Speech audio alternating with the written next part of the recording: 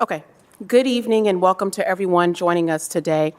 My name is Shayla Favor and I serve as the chair of City Council's Housing Committee, and I'd like to officially call this hearing to order. The Housing Committee is hosting this meeting to discuss the draft policy revisions to the Community Reinvestment Area Residential Tax Abatement Policy, which serves to incentivize the creation of affordable housing units accessible for individuals and families. This legislation is scheduled to come before City Council in early 2022. This evening, we will hear from Development Director Michael Stevens and Aaron Prosser, the Assistant Director of Housing Strategies. Prior to their presentation, I will provide the Department of Development with an opportunity to make remarks. Affordable housing is a topic of critical importance in our community, especially as we are learning how to solve these challenges that have been heightened by the pandemic. Housing stability is more important than ever, and our residents in every neighborhood need safe, quality, and affordable options to support their families. Today, we're specifically taking a look at the Community Reinvestment Area, or CRA, as a tool to incentivize residential development and also encourage neighborhood revitalization and stabilization. The residential incentive policy was adopted by City Council in July 2018 and has made significant changes to support affordable mixed-income neighborhoods in the city's post-1994 community reinvestment areas. Neighborhoods have been placed into one of three categories based on the following criteria: population growth, median household income growth, poverty rate, growth in median rate, housing vacancy rate, and mortgage foreclosure rate. As per the ordinance, the current incentive policy is now up for review. I think it's important for us to level set just a bit to ensure that we all have an understanding of the terms that you will hear throughout the hearing this evening. The U.S. Department of Housing and Urban Development, otherwise known as HUD, defines and calculates the area median income, or AMI, for every region of the country. In Columbus, 100% of the area median income would reflect an individual who makes approximately $57,000 annually and able to pay $1,400 per month for rent, without being rent burdened. A person is rent burdened if they are paying more than 30% of their income on housing. A family of four would be bringing in approximately $83,000, paying around $2,000 per month for rent and utilities would also be included in the 100% AMI category. An individual making $46,000 annually and able to pay around $1,200 per month without being rent burdened would fall into the 80% AMI category in Columbus. And a family of four would be bringing in approximately $67,000 annually, paying around $1,600 per month for rent and utilities without being rent burdened. And individuals making $35,000 annually and able to pay around $880 per month without being rent burdened would fall into the 60% AMI category. And a family of four would be bringing in approximately $50,000 annually, paying around $1,200 per month for rent and utilities without being rent burdened. I'd now like to ask Aaron Prosser, Assistant Director of Housing Strategies in the Department of Development, to provide us with an update on the CRA policy and any additional comments she would like to begin with for the evening. Director Stevens. Chair Favor, do you mind if I kick it off and then have Aaron go? Great. Absolutely. Thank you for that level setting. I think that was really important. We spent a lot of time talking about AMIs and affordability, so having you walk through that, I really greatly appreciate it. Thank you again, Chair Favor, for hosting this public hearing regarding the proposed changes to the city's housing incentives policy. Before I ask his Assistant Director of Housing Strategies, Aaron Prosser, to give you a detailed account of the proposed changes, I want to share a couple of thoughts. From 2010 to 2020, the metro area grew by 12% to more than 2.1 million people. Much of this growth was concentrated in Franklin County, with Columbus adding 118,000 residents, a 15% population increase. In order to keep pace with this expansive growth, the region presently must build 14,000 to 21,000 housing units per year. In 2020, the region produced its most units ever, just 11,000 units. This underproduction of units is constraining the housing market and driving up prices. From November 20th to November 21, housing prices in the region grew by 14.2%. As you mentioned earlier, the city put in place a housing incentive policy in 2018 that required developments receiving abatements in market-ready and ready for revitalization areas to set aside at least 20% of the units for income-qualified individuals, 10% of the units at 80% AMI, and 10% of the units at 100% AMI. The city committed to reviewing the policy after 3 years. We have completed that review and have put forth a recommendation to update the policy. As part of the update, we learned that the cost to build new housing has continued to rise, creating a negative gap between the cost to build housing and the revenue that the new housing generates, making it clear that the abatement tool is still needed in all of our neighborhoods to encourage much-needed new housing construction. Assistant Director Prosser will now walk through the details of the proposed update. Thank you, Director. Thank you, Councilmember, for allowing us to present the Development Department's recommendation for the updates for the 2021 Residential Incentive Program. I'm going to walk through a very quick background. I'm going to talk through the process that our team went through to make the recommendations to you, and then detail what those recommendations are at this time. I believe there is a PowerPoint that should be up and running, I think.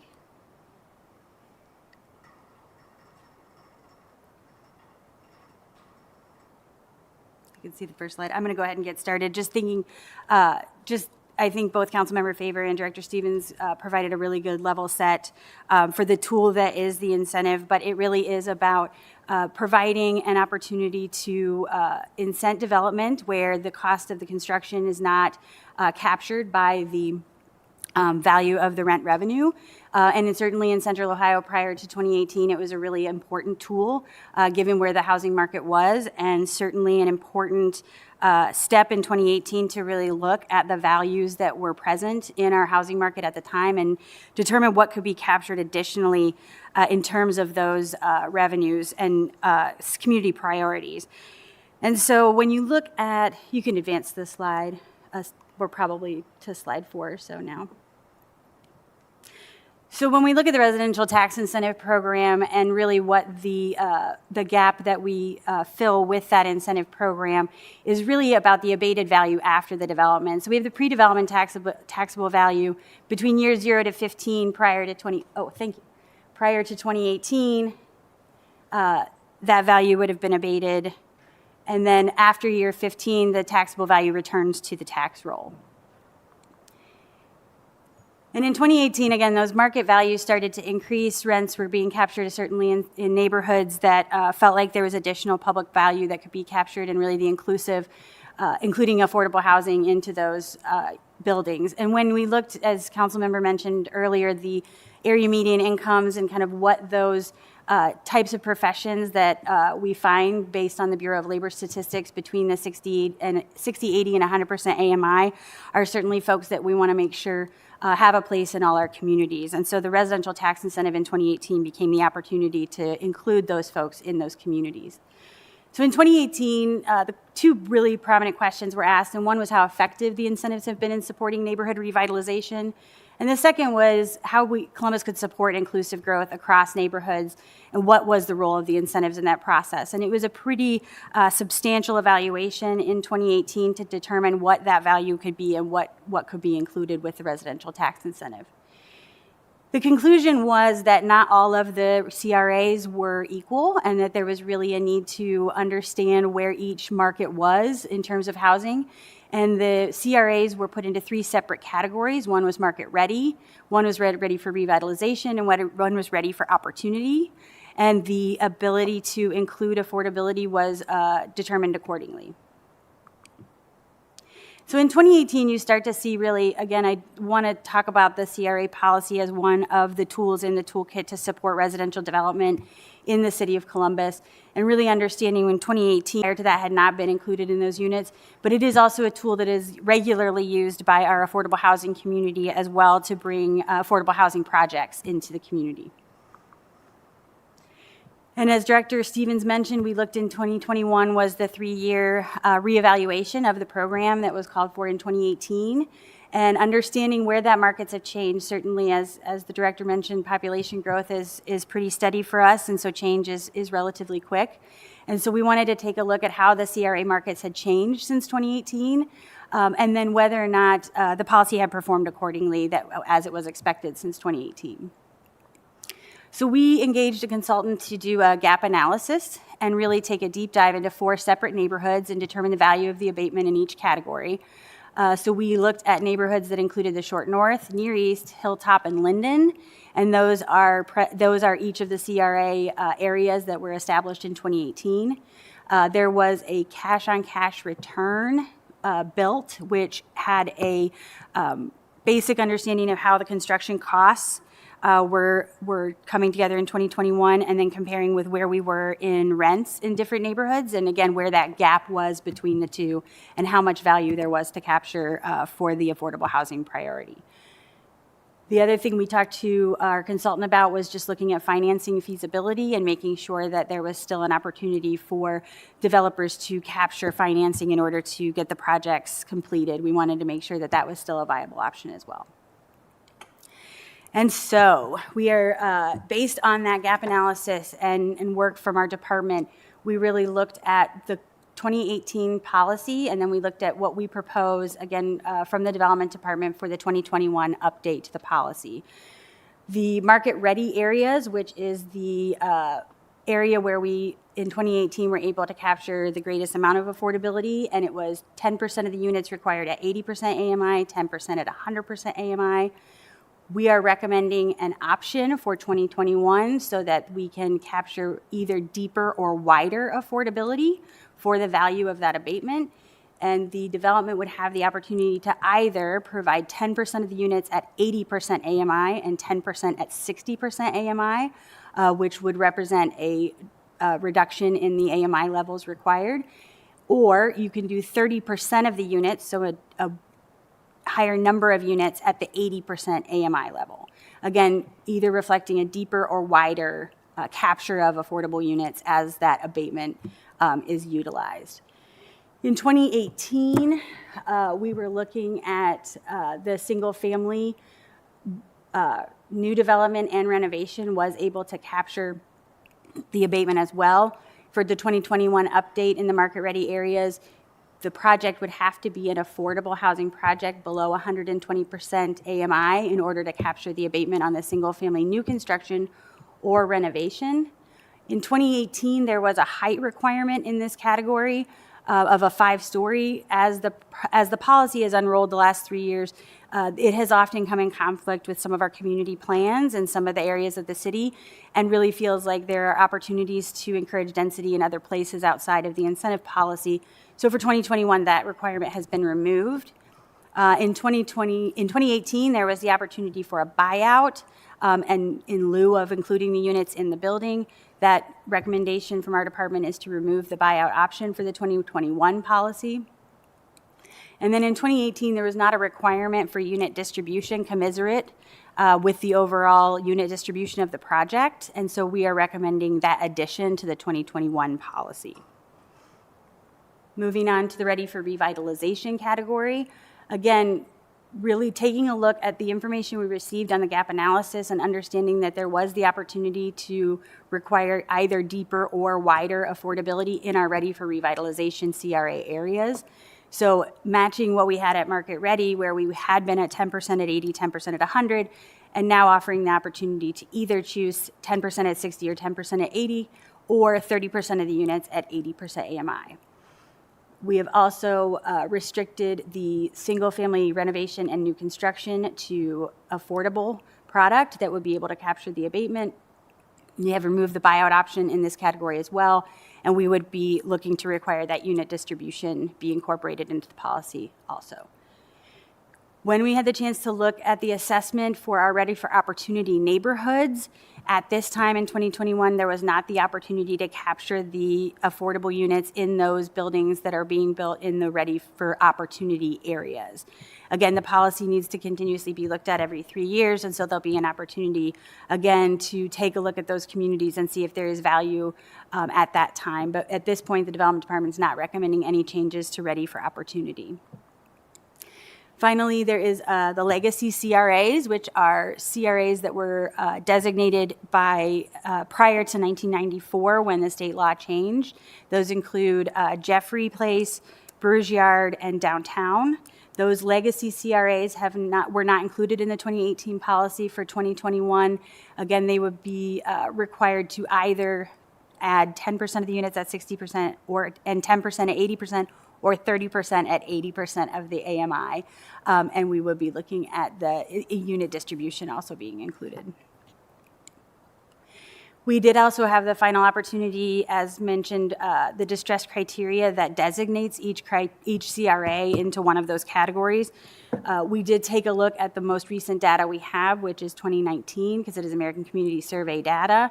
We did not see any changes in any of the existing categorizations of the CRAs at this time. And so as we look from 2018 to 21, again, thinking about it as a little across the AMI spectrum, and again, it's still an opportunity to really push down either deeper or wider, and adding units at the 60 and 80% AMI levels into our opportunity neighborhoods, and then also allowing the tool to also be utilized by our affordable housing community to capture units even below the 60%. And that is my presentation for you, Councilmember Faber. So, Councilmember, if I could, just to wrap up from the development's perspective, since we have finalized the recommended update, we've held 2 public meetings and have engaged housing stakeholders. This engagement has been helpful for us to learn about the potential unintended consequences that could lead us to less, not more, housing being built in Columbus, specifically issues around eliminating the buyout, how the distribution of unit would work, and very specific concerns around the unique nature of building housing in our downtown neighborhood. We look forward to answering your questions as well as hearing additional feedback that can help us shape a finalized policy update for City Council's consideration at the start of 2022. Thank you. Thank you to you both for that presentation this evening. I do have a few questions. Obviously, I've been engaging with the department on the policy and making my advocacy and recommendations known along the way, but I want to be able to provide an opportunity to the community to ask and provide testimony. And we have 13 speakers scheduled for this evening, so I'll be brief, which I'm not usually the best at. So if you could, Ms. Prosser, if you don't mind, obviously we've talked about some data this evening, and we hired a consultant to do that. Can you talk a little bit about that and how COVID may have impacted the data that we received? Yes, happy to. So really, the heavy lift was done in 2018 and really mining a great deal of data specific to what the cost of construction is and then where we are in terms of rents in Central Ohio and specific to the neighborhoods in each designated CRA. And so there was folks that do work and have a deep knowledge of what those construction costs are and making some pretty reasonable guesses in terms of where those prices are. I think we're all very well aware that COVID has changed that on a nearly weekly basis in terms of where that, in terms of the surety of how those construction costs are coming through. But in the aggregate, feeling like we had a general sense of where that increase generally was between 2018 and 2021. And then certainly with rents, really looking at real-time data and understanding where those rents had changed in certain neighborhoods, certainly seeing some increases in some that allows that additional capture, and seeing some that hadn't seen significant increases that would add that value to that revenue side that would allow us to shrink that gap a little bit more. When we're talking about affordable housing development in general, is it not realistic for a developer to just create an outright affordable complex multifamily structure without some type of subsidy assistance included. So whether that's coming from OFA, the Ohio Housing Financing Agency, in the form of LIHTC support, or if that's support that's coming from the city, or if it's a tax incentive. Can you walk us through what this process looks like for just units that would be completely affordable? Yes, and so as we talk about the folks that are in that 80 to 100% or 60 to 100% AMI levels, they are based on the value of the incentive, they're able to pay a value in rent that allows that project to move forward because the revenue is sufficient. As we drop below the 60%, and we talk about affordability as being my not paying more than 30% of my income on my housing, and so as that AMI level drops, so does that rent payment ability, and so as that rent payment drops, so does the revenue, and so there needs to be other subsidy that backfills that gap. There's a certain value to the incentive that at this time in Central Ohio allows us to capture units between 60 and 80, which is wonderful. But below 60, we're really going to be looking at our partners that can work with our state and federal folks on low-income housing tax credits.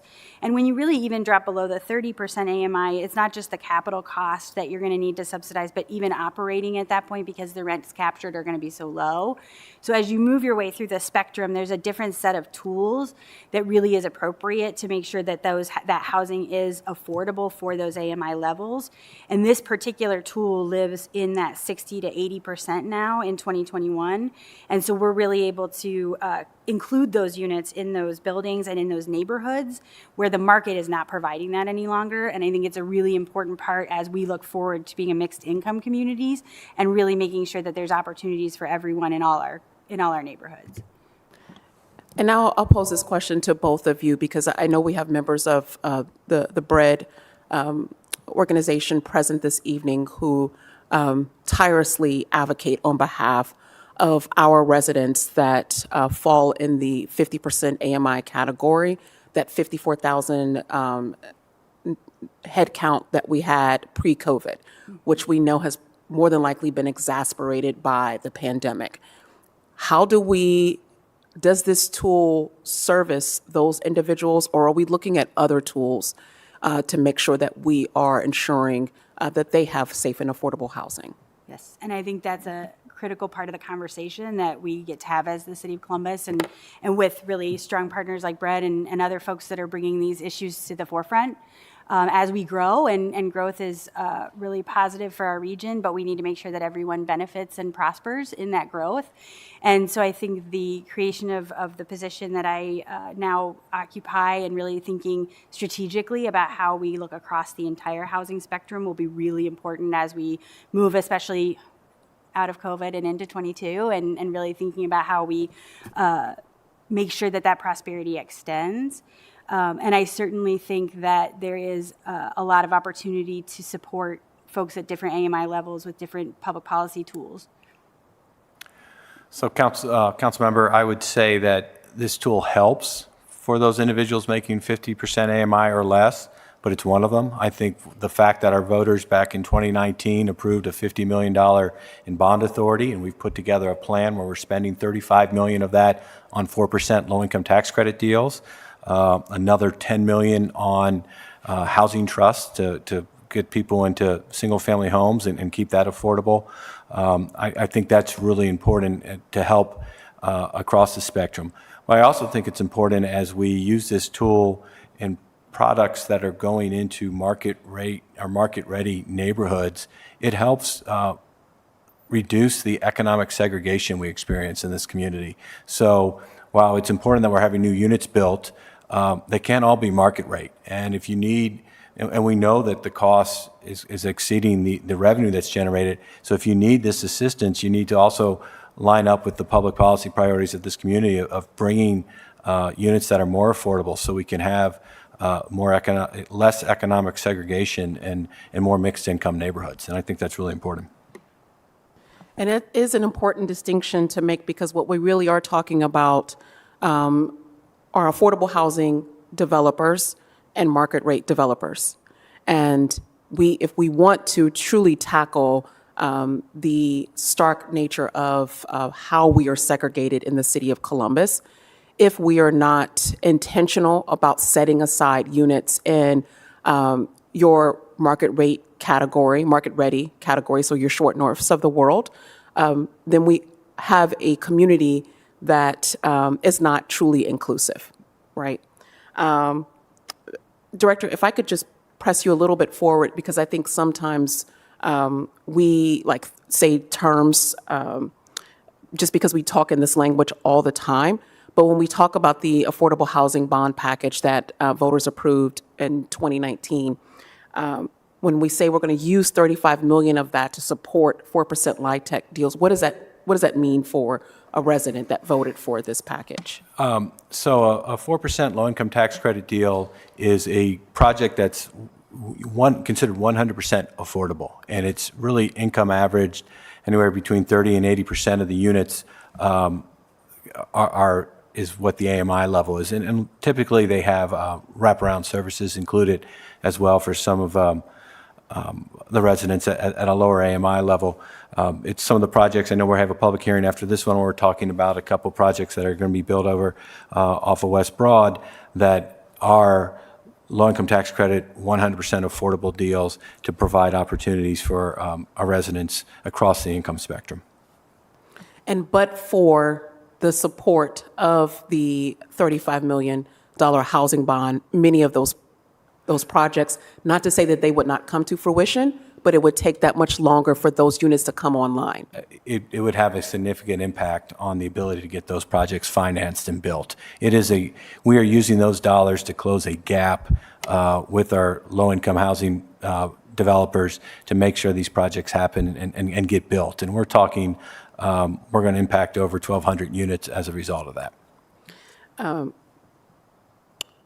Ms. Prosser, in your presentation, you talked about, we'll just deal with the market-ready category, the option for a developer to go deeper or wider. Why can't we do both? As we looked at the information that we got back from the consultant, again, they identified a specific value to the incentive. And so part of the goal of this is also to just bring units online and incent residential development and make sure that that continues to happen as our population grows. And at some point, if we require too much value out of what we can capture from the incentive, then the development won't occur, right? Because it won't, what we would call pencil, right? The math won't work out to where it's a profitable venture for that developer to do. And so there is this need to right size the policy so that we are meeting one goal, which is additional units in our community, which is really important as we keep pace with our population growth. And two, to capture what we can to include affordable units and to do this work every 3 years to keep up and make sure that we keep up with where the market is so that we're capturing that in real time as much as we possibly can. But there is there's a limit to what that value is. And so that's really the exercise that council's asked us to do each 3 years, is to make sure that we are capturing that value. But there is not enough at this time to do both. And this is not guesswork, right? I literally asked this question of you all to take back to VSI. Because that is something that I've been very supportive of and candid about, speaking out loud about the need to go deeper and to go wider. And you did ask that specific question, and we were able to present this type of option to the residents of Columbus. Along the lines of removing the new construction, can you speak to the removal of the new construction and renovation incentives in the first two tiers and why these incentives were removed? I think as we looked at, again, where the values are in some of the communities and really what the priority for the policy is, and really that including affordability into the neighborhoods and where that single-family construction can happen. And so that shift, again, from the update from 2018 to 21, recognizing that where those housing values are at this time allows us to really restrict the use of the abatement to only those products that would be available for the affordable units. That affordable home ownership component is a really critical part of how we maintain inclusive communities, not just with our rental and multifamily product, and really making sure that that abatement is utilized moving forward for that affordable home ownership opportunity, and that if there is a housing renovation that is not an affordable product, they just would not have the benefit of the abatement. But based on where the values are, that's an opportunity we have now in 21. One of the concerns that I have expressed is the notion that there is no specific set-asides in the last category. And I know that we have a differing opinion there. And we've talked about, I have expressed, the reality of Columbus and how it has grown and changed just so quickly, and the need to perhaps revisit the policy earlier if we're seeing changes reflect in communities a lot quicker than the 3-year period. So if we're specifically thinking about that last category, we want to make sure that we are not displacing legacy residents, as I call them, of certain communities, and for the sake of just revitalizing communities. And so can you talk about the department's decision not to put any type of a set-aside in the last category at this time? Of course. So as we look at the Ready for Opportunity neighborhoods, when the consultant looked at, again, where that construction cost is compared to what revenue they could generate from rental income in those communities, we saw across all the 4 construction types that the consultant looked at that there was, even with the abatement, they were still not making a profit.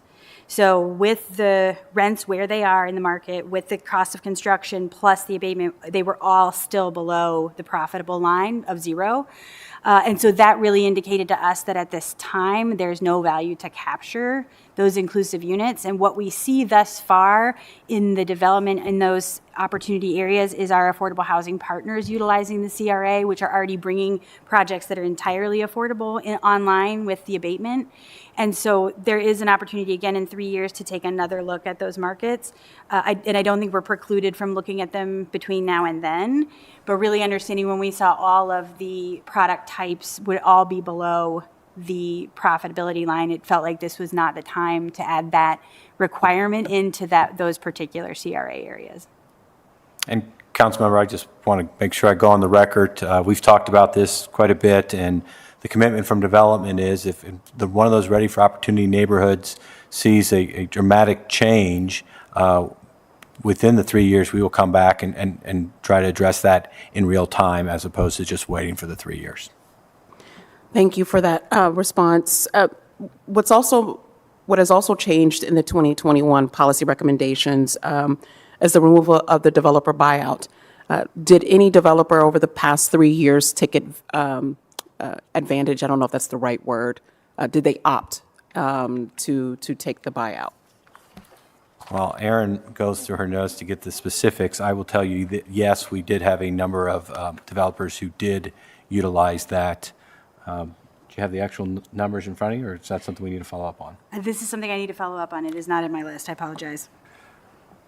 And I wouldn't be surprised if my phone goes off here in the next 10 minutes with an update, and I will share that when I get it. Okay, thank you. I've also received a few written testimonies that have expressed the following sentiment about tax abatements and school funding. This specific testimony was submitted by Rita Hallaveld, and I apologize if I mispronounced your last name. And this is a quote from her written testimony. "Every vote for a tax abatement is a vote to defund our schools and degrade the working conditions of teachers, librarians, bus drivers, and other school employees. Developers are required to provide affordable housing in return, but the amount is so small and the price is so high that it is affordable in name only." Ms. Prosser, Director Stevens, I'd ask for you to respond to this. And I should have started this question off with a question that I had written down about how tax abatements actually work. Is a developer or an individual, whoever has received the abatement, are they not paying any taxes at all? And then the mechanism that goes to support schools and our other essential city services. Yes, ma'am. So yes, the abatement value is only on the improvements that are made in the course of the new development. So the original taxable value of the parcel remains, and that remains on the tax roll for the period of the abatement. It only abates the improvement. And I think one of the interesting things that we saw, even though we have the ability to capture some value and include the affordable units, in a lot of cases, especially as you get into more complex construction and kind of the density that we'd like to see around steel construction, even at that point, the abatement is still valuable and required to even make that development feasible. And so again, as we look to capture new units to keep up with our population growth, it's a really important tool. But in addition, if there wasn't the abatement, that improvement, again, that development wouldn't occur. And so that increased value that's being abated for the temporary period of time would not be there either. And so in order to facilitate that improved value, that at year 15, the abatement expires and then it is permanently on the tax roll as that improvement. And so it really is the delta between the current value with the unimproved property to the improved property for just the finite period of 15 years, after which it's permanently on the tax roll. So Councilmember, I want to be real clear. Developers or the property owner is still paying property tax as a result of what the tax was in place prior to the abatement going forward. There's also an increase on that value of the land. So we're not assessing the land, or abating the land value at all. So we're also seeing some capturing of the increase in the land value and the property taxes associated with that as a result of the investment made on the site. And if we can talk about how this impacts the ways in which our schools are funded. Are we taking money away from the school district or other essential city services? So community improvements like a new parks and rec, facility. Yes, and this abatement is only on the real property tax for that parcel. And so those are our levy agencies and schools included. Again, where we are with the abatement tool and it's how necessary it is to facilitate that improved value. If the abatement is not there and the development does not occur, then that improved value does not get realized. And so where there is there's not a capture for the period of 15 years. That is a temporary condition that, if not for the improvement, wouldn't occur anyway. And so I think when you look at it in the aggregate and the long-term consequences for that parcel, there's a really increased value that gets captured by both our levy agencies as well as the school system in the long term. But the need to facilitate that development is going to require that temporary abatement so that the numbers work out and the development is feasible and we do have that improvement occur on the property.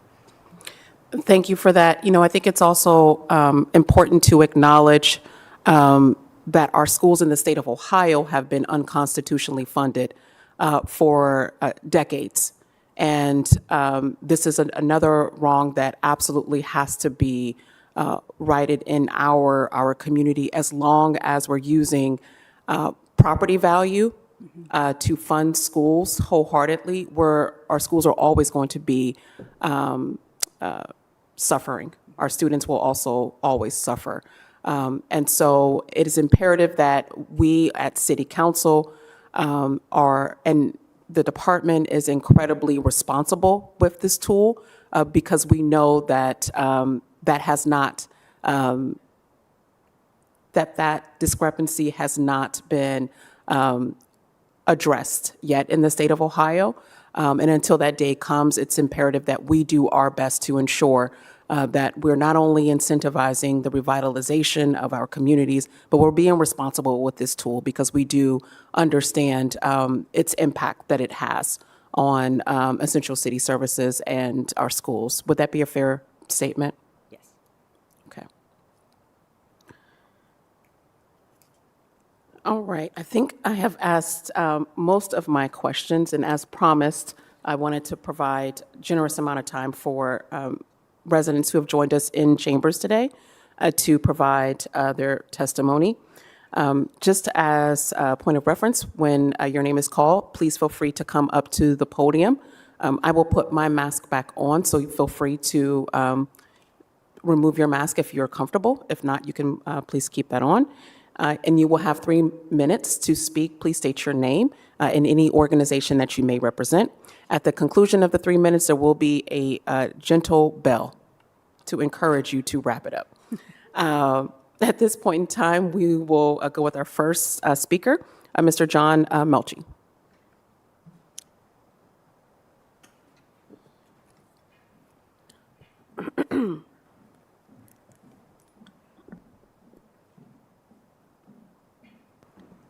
Good evening, sir, and welcome back to council. Thank you. Councilmember Favor, John Melchi, Building Industry Association of Central Ohio, 445 Hutchinson Avenue, Columbus. On behalf of the BIA of Central Ohio, I want to thank you for the opportunity to comment on this critical topic. Recent U.S. Census data confirm what many of us had already long suspected. Columbus continues to experience robust population growth over the last decade. The growth that we are experiencing is a positive sign of the city's many successes in being a diverse, inclusive, and attractive place to live and work. However, we know that growth presents challenges. Our region's inability to build adequate housing has led to an increasingly high rents and home prices, which places more and more of our community at risk. According to a new study, the cost of entry-level housing has increased 20% in just 1 year in Central Ohio. This is driven by lack of supply, increased construction costs, and associated delays. While not perfect, the current CRA policy has achieved success, seeing an increase in the number of units available at targeted income levels every year since its adoption. The current policy was cited in a Cincinnati Enquirer opinion piece titled, "Take a Tax Abatement Lesson from Columbus," where the author stated, "Columbus has developed a new abatement plan that balances the strength and momentum of neighborhoods that are doing well while making it more attractive to do projects in other neighborhoods." The proposed policy seeks to go broader and deeper in providing assistance in affordable housing to our neighbors. We share that goal. A key component of housing affordability in our community is building sufficient supply to accommodate the aforementioned growth.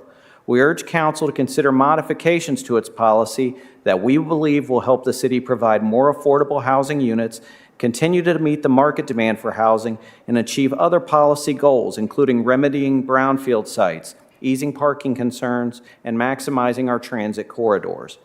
Our organization supports the desire to align the set-aside requirement to provide affordable housing. However, as recently highlighted in a review of the city's zoning policy, a one-size-fits-all approach is not always the best one when trying to gain positive outcomes.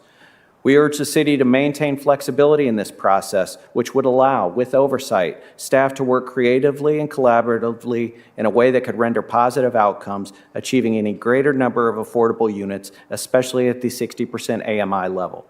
Among our recommendations for improvements, the city should reinstitute the payment in lieu option. This option provides the developer flexibility in maintaining the viability of a project, particularly in challenging sites, and could provide resources to be a catalyst for additional affordable housing development.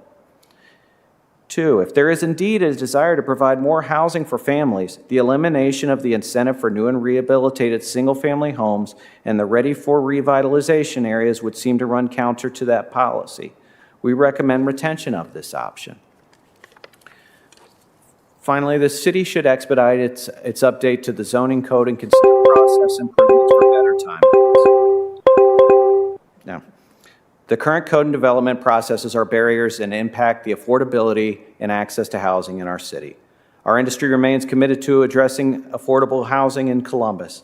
However, again, increasing construction costs and labor shortages are very real and persistent challenges for our community.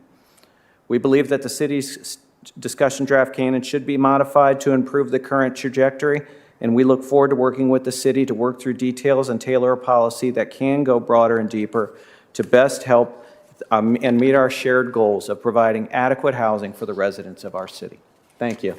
Thank you for your testimony this evening. Director Stevens, Ms. Prosser, do you have any response to the recommendations made by the BIA? Thank you, Chair Favor. They've been consistent. The BIA and other members of the housing community have been helpful in us understanding some of the math behind these projects. So I appreciate and welcome their comments. And in my earlier comments, I think I mentioned on some of the concern about the buyout and other areas, and I think it's one that we have to take a look at and continue to work through.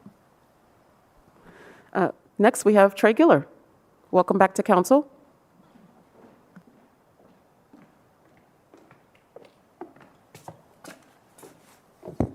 Trey Giller with Metro Development. Really, I'm here to outline and highlight how the policy is working currently. About 24 months ago, we started looking into certain areas of the city, such as the Northeast, which is now the Northeast CRA, and also the Southeast CRA. We have since then, and the induction of the CRAs in those two areas that were relatively new, we were able to secure and develop 2,300 units in those two CRAs with 10% at 60, which would be 234 units, and 10% at 80, which is 230 units as well in both those areas, which was a total value of $336 million in vertical construction in those areas of town that were ready for revitalization that needed activity. So I'm standing in front of you today telling you that the CRA policy does work as it is currently enacted, and some developers, such as myself, can go deeper.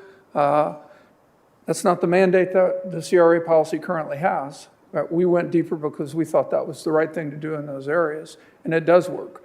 I'm also here to tell you that a one-size-fits-all policy is from an affordable housing developer, if you will, market rate developer.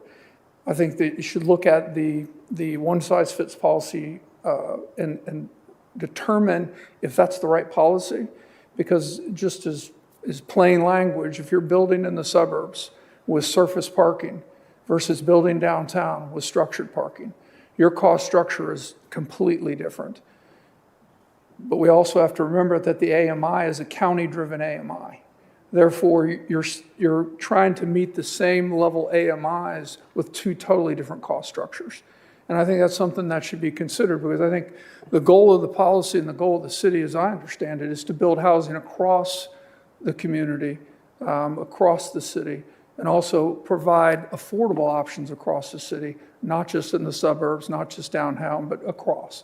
And I think if you don't take a look at the difference between the cost structures in development, then I think it very likely will stunt the downtown development simply because of the cost structure that's involved. Also, a couple of your comments I thought, or questions earlier that I took down, I thought again, I don't have a 3-minute written out policy or speech, you know me better than that. Let's just tell you what I feel. Also, I do think that people have to consider that $300 million worth of real estate wouldn't be constructed without the CRAs. Yes, 15 years of that is abatement. However, the last time I checked, real estate's a 40 to 50-year asset. So the remainder of those years are going to benefit the taxes to the schools and to the other services that are there. Had not the CRAs been in place, very likely we wouldn't possibly done one development there, possibly two, but wouldn't have put that type of activity in those. I won't go over. No, you're fine. Mr. Giller, you made a statement about us being cautious about reflecting the cost structure and development. And you would consider yourself to be a market rate developer or a workforce slash affordable housing developer? Yeah, that's an interesting. It's an interesting distinction, because I'm a market rate workforce housing developer. What I build is market rate. We don't, generally speaking, we don't do tax credits. We don't do anything else. We do all self-funded market rate projects. We build in the workforce category, which is that category from 85% AMI to 110% AMI. That's where we build, generally speaking. And so us as a market rate developer, without these tools in place, we wouldn't have been able to get into the 60% AMI. again, it's all comes down to a cost structure of development and how you're going to look at it and underwrite it and finance it. So I think as a market rate developer, I think we've been successful at doing that. Not sure all developers in the city can be successful, especially if they're building in downtown. It's just the cost structure really gets difficult. One of your questions earlier, and I'll just comment really quickly, you, as a market rate developer, if you reduce the rents, it's very difficult to get financing with some set aside. Because remember, if you're market rate, it's all self-funded through the banks. There's not LIHTC or AMI LIHTC, the 6% or any of those deals are not available if you don't use them. So I think it's important for the city. Thank you for your testimony this evening. Thank you. Up next, we have Mr. Joe Motil. Welcome back to council, Mr. Motil.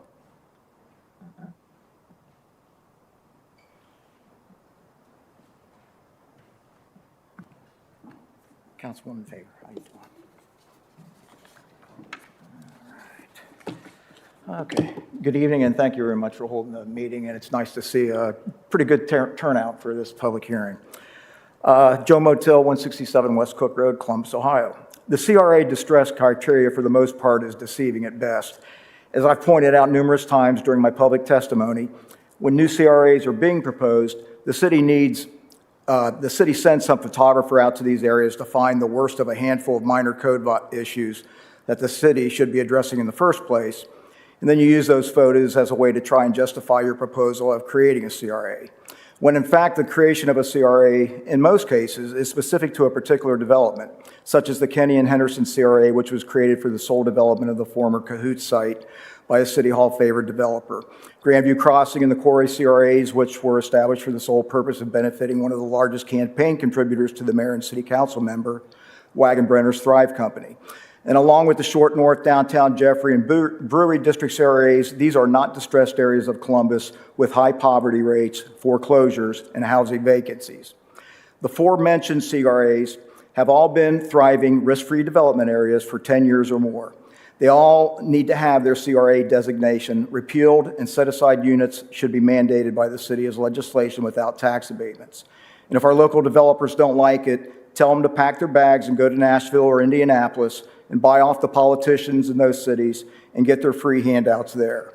The city should then take some money out of our safety service budget, spend it on a nationwide marketing campaign inviting developers to Columbus to reap the financial rewards of our great city, but contributing its fair share of taxes like everyone else so all citizens can prosper.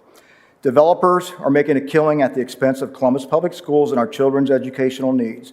According to the county auditor, from 2014 to 2020, $547 million in property tax revenue had been abated from CRAs alone, resulting in the loss of $171 million to our public schools, on top of millions in lost revenue to those with development disabilities, children's services, our library system, Adam H., and the assistance to seniors.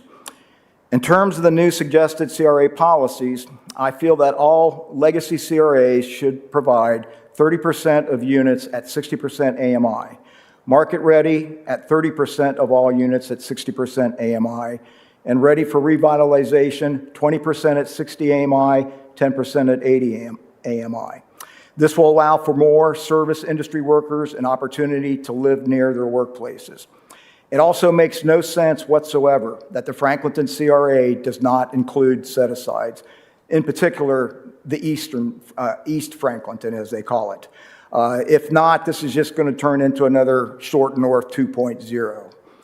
In market-ready areas, the no buyout recommendation must remain, and the 100% 15-year abatement for affordable housing, single family, and rehab should be lowered from the 120% AMI to 80% AMI. A couple that's making $100,000, a couple making $100,000 a year does not need a tax abatement for housing to live in these areas, especially with the interest rates at such historic lows. Thank you very much. Thank you, Mr. Motil, for your continued advocacy and testimony this evening.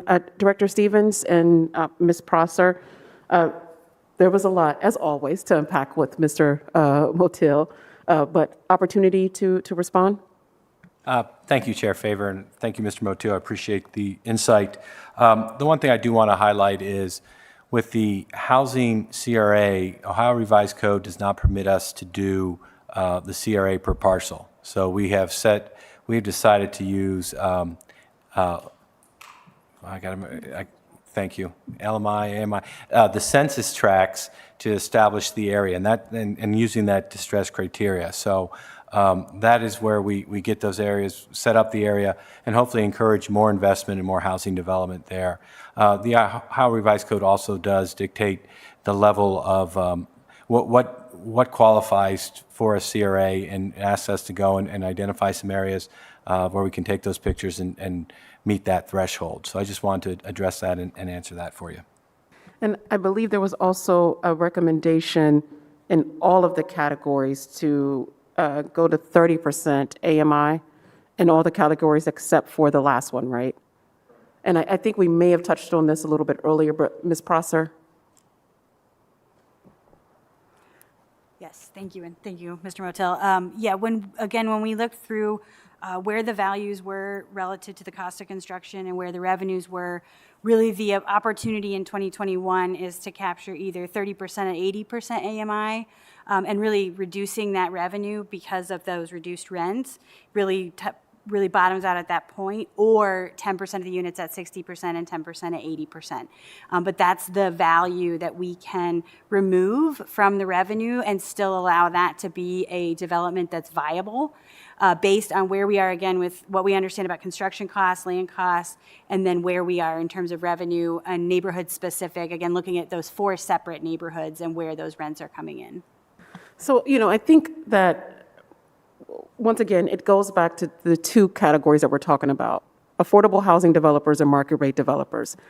And we can't hang our hat, no disrespect, to market rate developers to fix our housing crisis.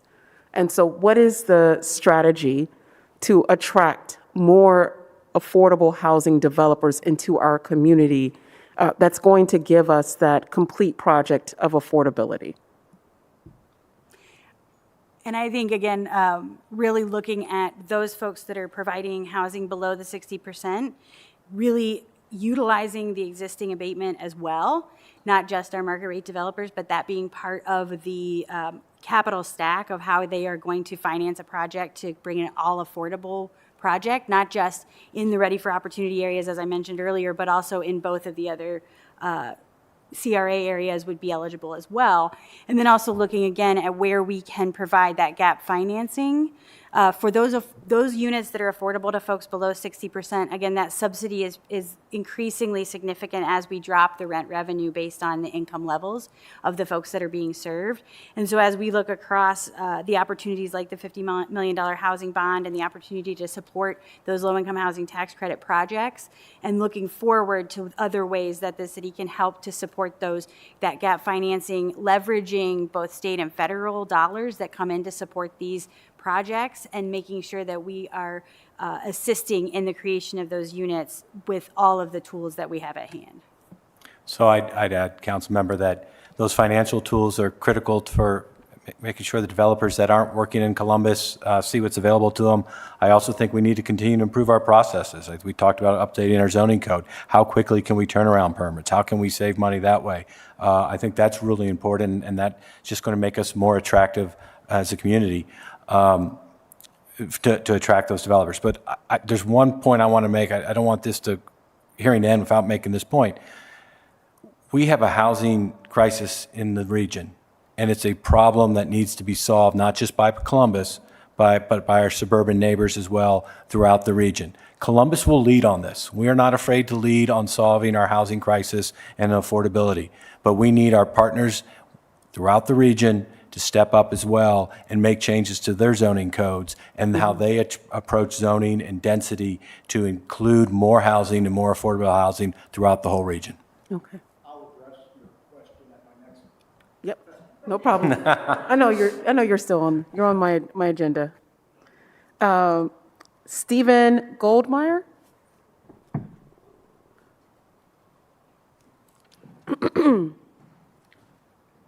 Hi, good evening. Thank you for holding this hearing. I appreciate it. Stephen Goldmeyer, 100 North Street. I'm going to read from my phone to make sure I don't miss anything. I'm a Columbus native who has lived in the city for most of my life, about 30 years total. And when I first started working as a public defender, I lived in downtown Columbus. Now, after years of development, the apartment I used to live in is gone, replaced with apartments that I would never have been able to afford, moving back to Columbus from out of the state. I'm not a fan of the CRA residential abatement policy in general. Affordable housing in this city seems to be disappearing, and I believe that the city's abatement policy is worsening, not solving this problem. That said, there are some aspects of the proposed changes, sorry, I just realized, that represent an improvement to the current policy. One of them is the elimination of the option for developers to buy their way out of the requirements to build affordable housing. Councilmember Favor, you opened this hearing by saying that the core purpose of the residential CRA program is to create more affordable housing. But if developers are permitted to buy their way out of already deficient affordable housing requirements, then Columbus residents get absolutely nothing of value in return for the tax breaks worth millions of dollars, and affordable apartments like the one I used to live in will inevitably all disappear. Developers shouldn't be permitted to circumvent the already deficient affordable housing requirements by constructing office space or just paying some fee. So my question is, Councilmember Favor, will you commit to fighting to ensure that that buyout option is still kept out of the legislation that the Department of Development will intend to introduce in January? Thank you very much. Are you finished? Yes. Okay, all right. You and I have never met before, but I'm a person that stays true to my word. Bread members will tell you that. And I have been absolutely dedicated to fighting for more affordable and equitable housing in our community since my time on council, with the understanding that I am but one person and that I'm working with a department that also has its own separate job to do. So yes, I will continue to advocate for deeper and wider, although the data supports that we don't go deeper and wider at the same time. I'm going to continue to advocate for set-asides in the last category because I believe, it's my personal opinion, that I want to be proactive and tackle some communities so that we don't bring about, we don't see the effects of gentrification and some of these up-and-coming communities. And then for points around buyouts and things like that, I will continue to advocate as needed as we continue to have these conversations. This will not be the last hearing that I will have. I will continue to engage with members of the community, and I believe the Department of Development will do that as well. Thank you for your testimony this evening. Very much. I appreciate it. Up next, we have Leslie Hempson. I apologize. Welcome to council. Excuse me? I said welcome to council. Oh, thank you. So I am Leslie Hempson. I want to begin by saying that I'm really happy that you're holding the hearing today. I think it's critical that the public has a chance to weigh in on a subject as important as this one. I am curious, though, as to why the city didn't consider it important to involve the public earlier. The Department of Development and City Council have repeatedly claimed that the CRA program is one of the primary tools at their disposal to create affordable housing. At least 54,000 households in Franklin County spend over half their income on rent, and even larger numbers spend more than 30% of their income on rent. I would think that the city would want to talk to some of these people when evaluating the CRA program, but that hasn't been the case. Instead, the only people it is closely involved in the decision-making process have been consultants and developers. So let me lay out a timeline for you here. The city has known since the summer of 2018 that it would be required to reevaluate the CRA policy this year. The Department of Development hired a consulting firm to advise it in March or April and used the consultant's findings to develop a new policy in the summer and early fall. The Department of Development then held 2 community meetings for the public, but only after it had already come up with a set of proposed updates. At the second of those meetings, held on November 10th, the Director of Development, Michael Stevens, said that the department hoped to pass legislation containing the proposed updates by the end of the year. Then a week later, the department held a special meeting for developers. The meeting was not advertised to the public on the department's website, as were the previous so-called community meetings, Instead, one would have had to be a member of something called the Urban Land Institute, which describes itself as a network of real estate and land use experts, to even know that the meeting was taking place. The developers who spoke at the meeting complained about numerous aspects of the policy, and after the meeting, the Department of Development decided to postpone submitting the legislation to council until January. I would be shocked if the department did not use this additional time to make some of the changes the developers who attended this special meeting called for. This isn't good enough. The lack of affordable housing is one of the biggest problems facing our community. As a result, it is essential that the community be brought in at the beginning of this process, not at the very end. Getting a couple minutes to make a comment or ask a question at a hearing like this one is too little too late. We want and deserve an opportunity to meaningfully participate in creating policy, not to comment on it after it's complete.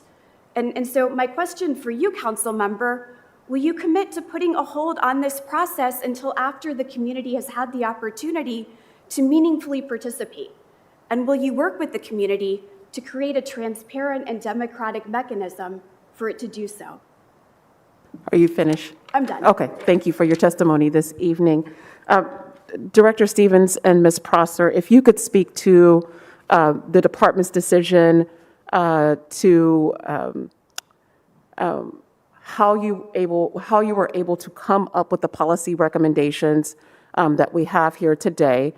Did it include any other members outside of the Department of Development? And then if you could talk about the timeline to get the data back and how that affected our ability to present this information to the community a lot sooner.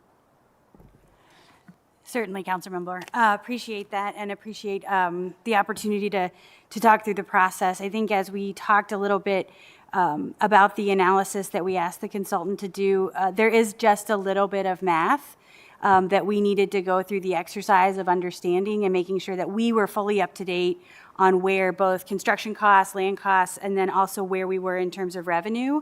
And we wanted to capture that data and in real time in the summer of 21 and really get an understanding of where that change may have happened from 2018 to 2021 with the expectation that based on that value that we realized and saw as the results of that consultant study, that we were being asked to capture as much value for the public policy priorities of the City of Columbus as we could within the value that's currently in that incentive for 2021.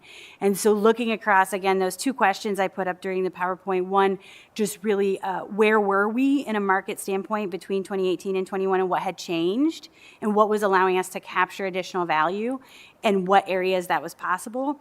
And then also just looking across the policy as it's evolved over the last 3 years and making sure that it was meeting the goals that the council had for it in 2018 and understanding it's an iterative process that we're going to have to continue to right size as things continue to change. And we thought it was really important to do that data gathering ahead of proposing something and really understanding what the value that we could capture so that, again, that right-sized balance was achieved, right? Because we do not want to overextend the value to the point where we do not have units coming online. As we've talked about a number of times over this evening, the population is growing in our community, and each year that we are deficit unit and supply, we further constrain that market, which further constrains that affordability and challenges folks across that AMI spectrum as we continue to have less units than we need to support the folks that are choosing to come to Columbus for work and other opportunities. And so we have to be in that balanced space between making sure that we're still making sure that units come online and we're continuing to grow that supply, and then making sure that we are being good stewards of that tool and making sure that there's a capture of an additional public policy priority as much as we can. But understanding where that math lies was really important to start the conversation in a meaningful place, and that we could come out and say, this is reasonably what we believe, and then the ability to host the public meetings to get that feedback was something that was really important. And I think one of the things that being able to hear from the community and certainly this meeting and subsequent meetings will help us get that policy correct and have those conversations. And I think that's really where we are today. And it's been a privilege and really important to be able to sit here and listen to folks both at this meeting and at our previous meetings as well. So I appreciate it. And the other component the director just reminded me of, we did, not just with staff from the development department, but staff across the city, different entities, in order to weigh in and really understand what the priorities were and to analyze the data that we got back from BSI. So it was certainly something that we brought in a number of different folks with a number of different perspectives to really take a look at what the outcome of that data was, and then understanding where those priorities are for the city and making sure that we had those voices at the table to help us shape just the proposal that we wanted to put out into the community. And that's all it is. It is a proposal that we are really, the point of it is to get reaction and to get that feedback from the community, so that, again, we're trying to right size it and shape it in a way that meets the goals of the public policy tool. And Councilmember, I would add, this update to this policy was not done in a vacuum. Having that internal working group that is active and talking to members of the community and the housing community and the affordable housing community, and getting engaged with leaders like AHACO and what the Community Land Trust is doing, and talking and understanding their needs as well. I will say we had a really aggressive timeline to try to get this passed by the end of the year. And it was actually when I walked out of that second public meeting, a community member said to me, yeah, it really doesn't make a lot of sense to just introduce the legislation one day, have a public hearing in the week in between from the first reading and the second reading, and then try to pass it with any type of modifications. And I listened to that, and as I thought about that, I thought that made sense. I know we want to get this addressed. We need more affordable units being built in this city. But I spoke to you after that and some of our other elected leaders and said, let's take a pause on this, because let's get it right. And that's what kind of drove that delay. And I appreciate your support of that and having this meeting, and I look forward to future meetings. And I'll add that my office is continually engaging with the community to have these critical conversations about what affordable housing looks like right now and what the future of affordable housing looks like in the future. And so if there is an organization or individual that would be interested in continuing the conversation, I'm available to continue to have those critical conversations as we press forward. And I don't want to speak on behalf of the department, but I would assume, Director, that your department is also available to continue to have these conversations over the next month or however long it's going to take for us to get the policy as right as we can. That's correct. Okay. Up next, we have Isaiah Beckhaul. I know I messed that up. Oh, okay. Welcome to council.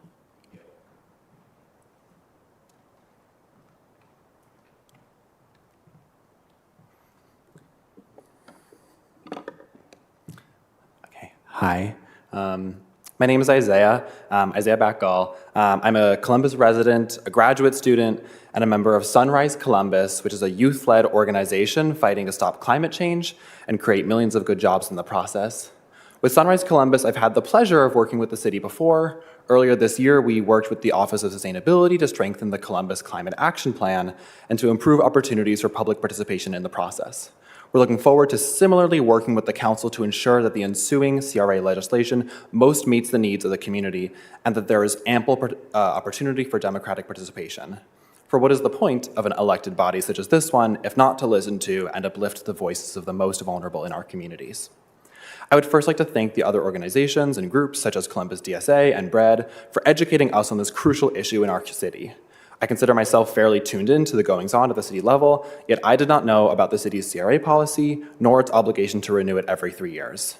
I also would not have known of today's hearing if it weren't for the quick and thoughtful work of Columbus organizers. That is all to say that this is a failure of the City Council. I did not see any information about the CRA policy or this hearing on the City of Columbus Twitter with its 23,000 followers, on city buses, or other public forums. I understand that advertising one public hearing on a city bus isn't exactly feasible or efficient. However, this is a once every 3-year opportunity for residents to engage with the city's CRA policy, a policy that directly affects how resources are allocated in the city. And ultimately, that's what this is about, the distribution of resources in our city.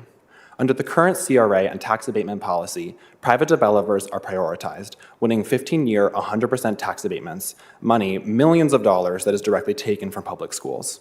And what does the community get in return? A affordable housing, supposedly. From 2019 through the end of 2020, new tax-abated developments promised only 197 affordable housing units, units that, if priced at 80% AMI, cost almost $1,200 for a studio. That is not affordable. Ultimately, it comes down to this. Who are you representing? Why do developers get preferential treatment? Listening to the presentation today, I can't help but think that we are asking the wrong questions. Why are we asking how to incentivize development and not how we fulfill the needs of the community? As a youth-led organization, we are scared for our futures. We are high school students, college students, young people from across Columbus who demand a future that is livable for all of us. That means housing, and that starts with public participation.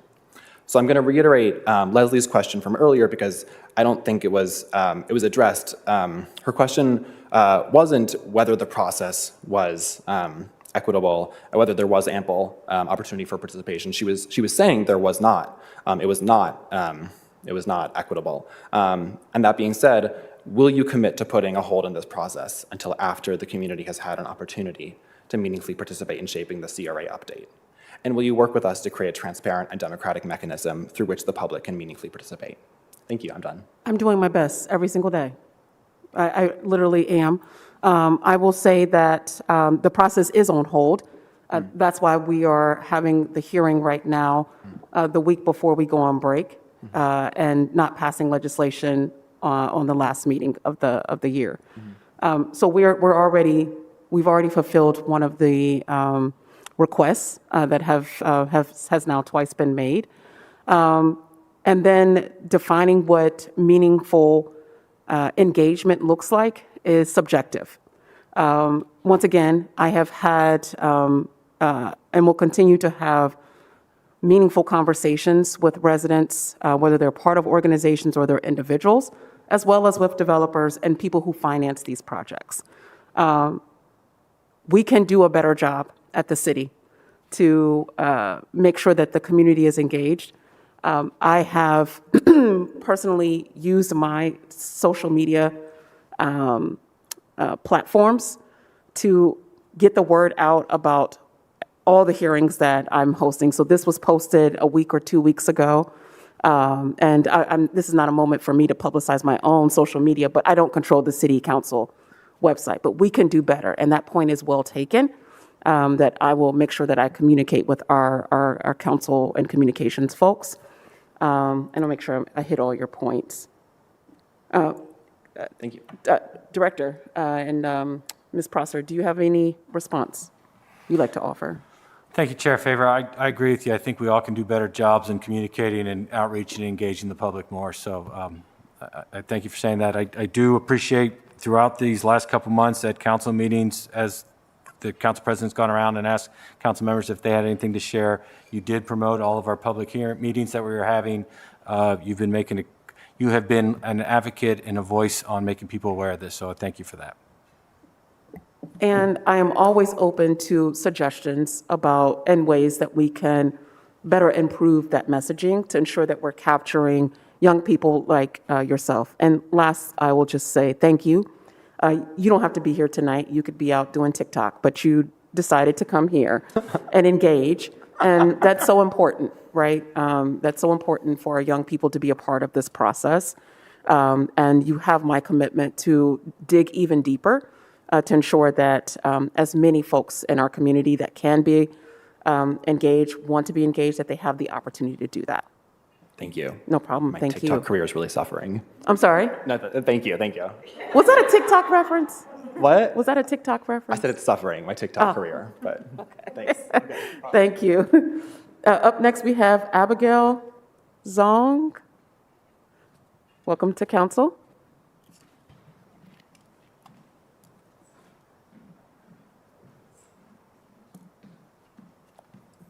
Got to have a little humor to lighten this up a bit. It's a serious topic, but you know. Welcome. Hi, thank you. Yes, my name is Abigail Zong. Like Isaiah, I'm also a member of the youth climate group Sunrise Columbus.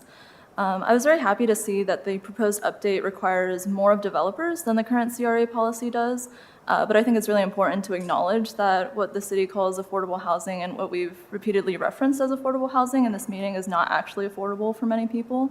And this number has been said before, but a family of four making up to 80% of the AMI would still be required to pay up to $1,260 for a one-bedroom apartment, and that's for a family of four. It would be required to pay $1,515 for a two-bedroom apartment and $1,752 for a three-bedroom apartment.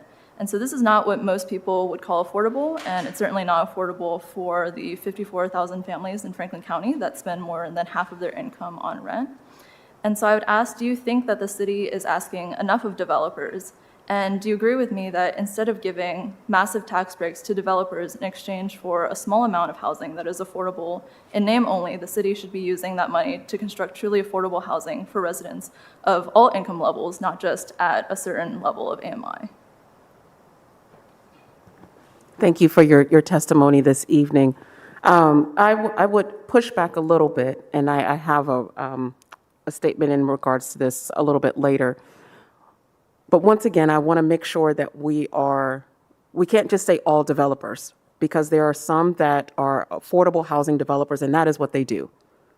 They do 100% of a multi-unit development being truly affordable, right? They could not do those projects without a policy like this in place, because there's no way to bring those rents down, bring that subsidy to a place that the project can be financially viable. And then you have your market rate developers.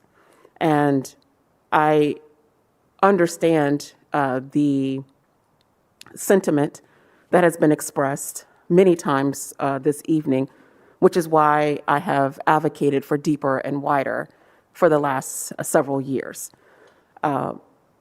Where I have to take a step back is when the data tells a different story. And we could argue about whether or not that data is accurate.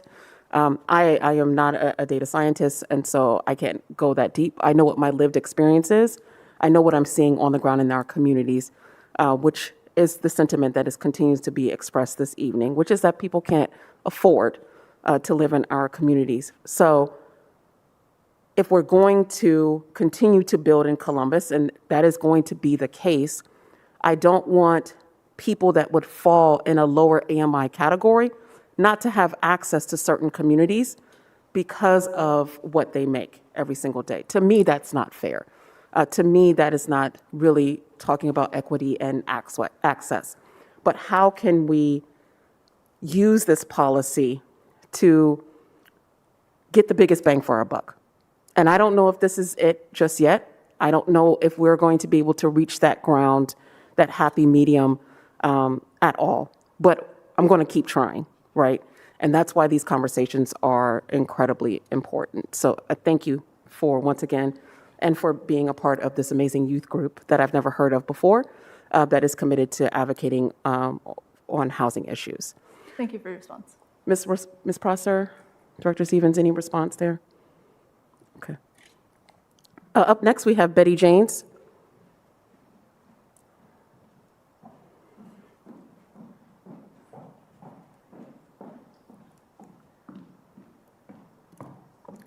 Welcome back to council. Good evening. Thank you. My name is Betty Janes. I'm a 40-year resident and now a full-time Hilltop advocate. After reviewing the proposed policy changes and watching the special session held for development community, I have some feedback and a lot of questions. I was pleased to see the recommendation to remove the buyout option for the market-ready CRAs. I wasn't able to hear how many developers actually used it, but I would be interested in knowing that. I'm also happy to see developers will be asked to go deeper or wider, and that the legacy CRAs are finally being asked to include affordable housing. The unit distribution requirement should allow for a better mix of affordable housing. It's a start, but I'm not sure these small changes to the policy will have a meaningful impact on our affordable housing crisis. So here are my rapid fire questions. Did VSI recommend any of the CRAs be reclassified or declassified? And if not, can you share which distress criteria each of them still meet? Is there a report to show how many abatements for each CRA were done in the past 3 years? Is there a report showing the number of affordable housing units built using these incentives? In other words, what was the ROI? Why was the 10-year glide path for the market-ready CRAs removed? And what is the reason behind removing the 5-story height requirement? As I recall, that was to drive density in the initial 3 market-ready CRAs. Does VSI recommend a moratorium on the creation of or expansion of the market-ready CRAs? The number of market-ready CRAs have doubled since this initial policy was enacted, and in July, Council was considering expanding one. As categorized by Deputy Director Jones, AC Humco is already a successful neighborhood. Thank you so much for asking for that to be tabled. The Community Reinvestment Act was passed to reverse the urban blight that had become evident in America in the 1970s. From the legacy CRAs, the 3 initial market-ready CRAs, and the 3 new market-ready CRAs, it would appear the city would much prefer developers to build studio, 1-bedroom, and 2-bedroom units rather than affordable housing for families. I'm guessing that the report would show that the persistently disinvested neighborhoods saw very little development.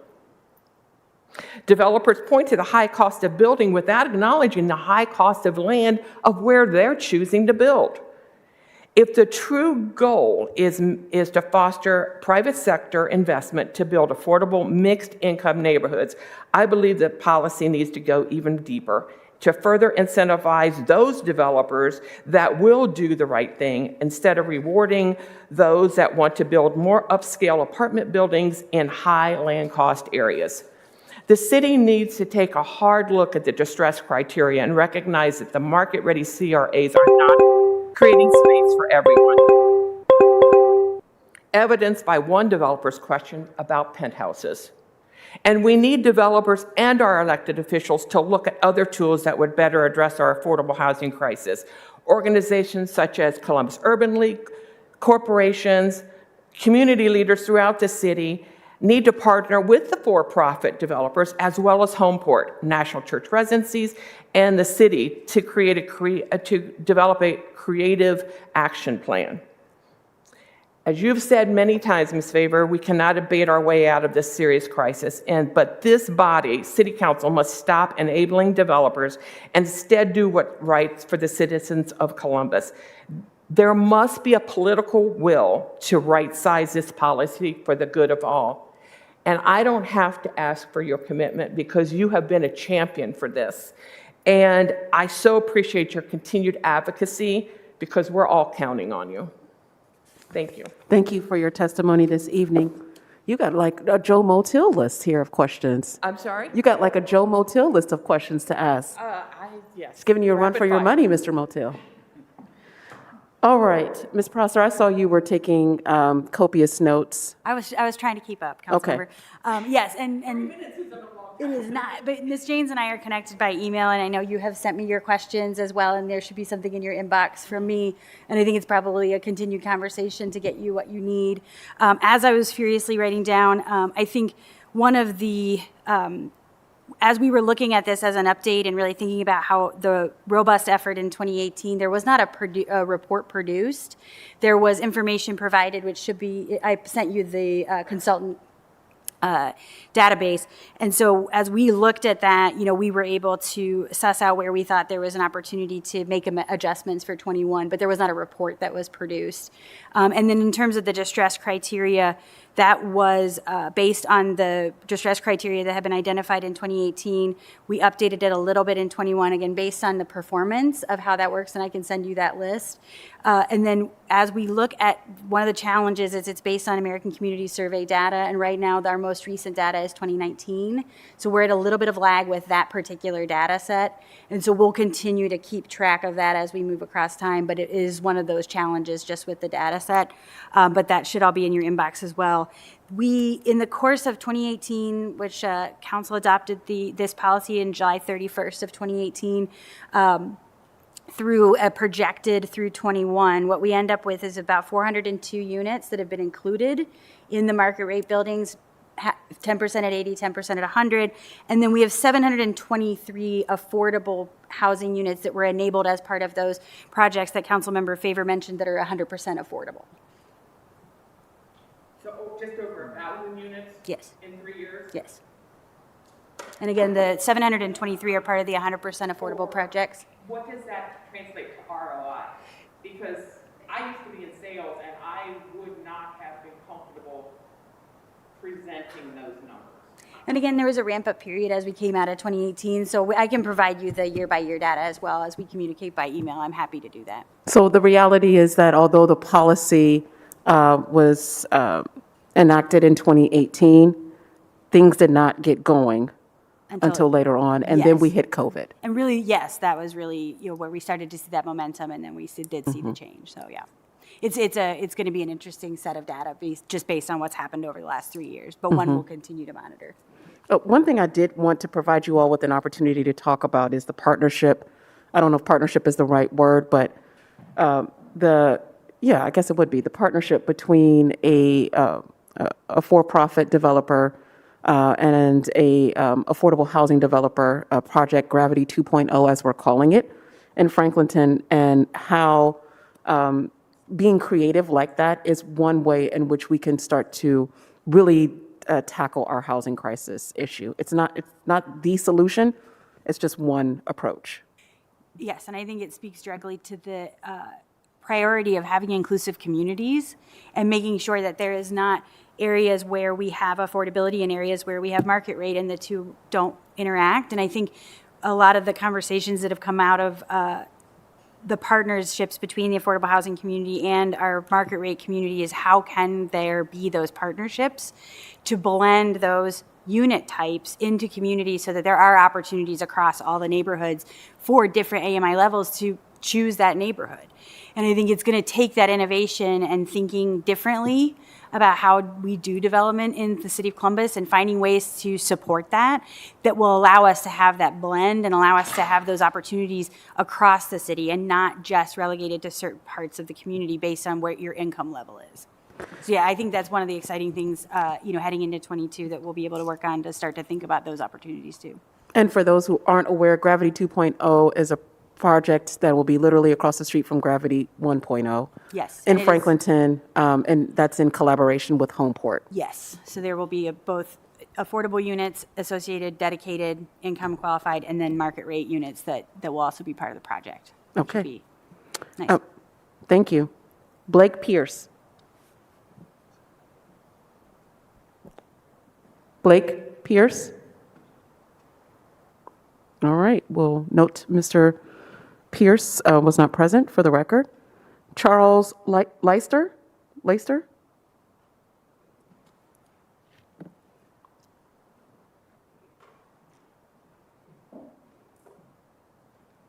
Good evening.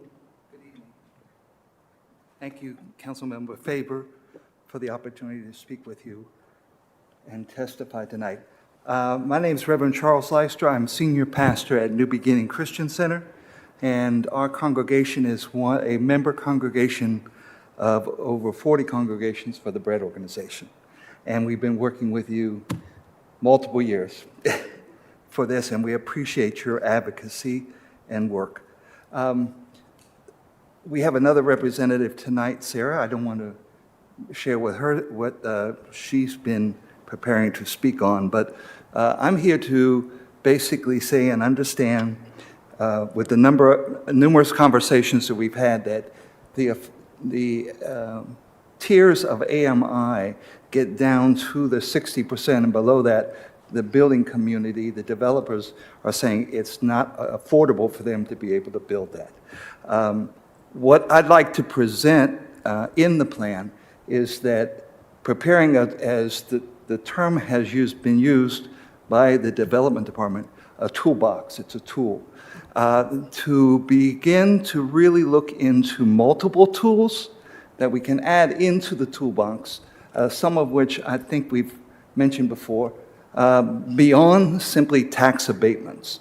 That by itself is one tool, and probably recommend, I think someone else have said this, is to really get some of the statistics behind how tax abatements have benefited preparing or building affordable housing in Central Ohio, in Columbus in particular. Just a little note here, in the news tonight, I saw where even Reynoldsburg has displaced dozens of residents that were in affordable housing with no place for them to go. I think that speaks to a comment earlier, it has to be a regional effort.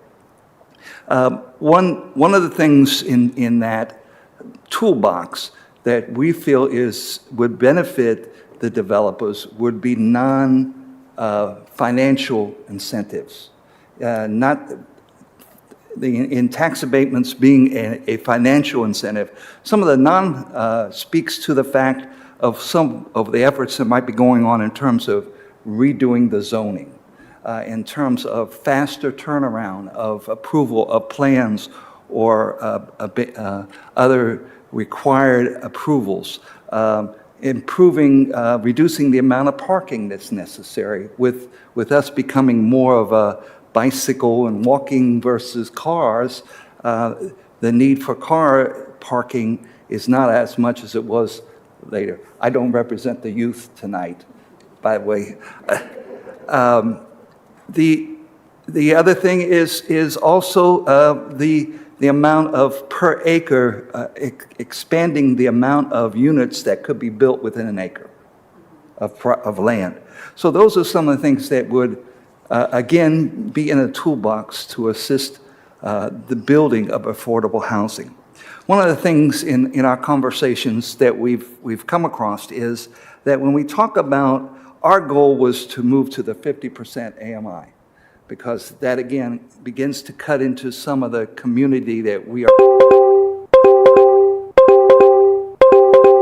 And so one of the things see there, and our plan is to, or recommendation is to not only in terms of putting a plan together for the tax abatement and other tools, but be able to set aside funds, additional funds besides the $50 million, also 30% of the $140 million that's coming from the federal government toward affordable housing.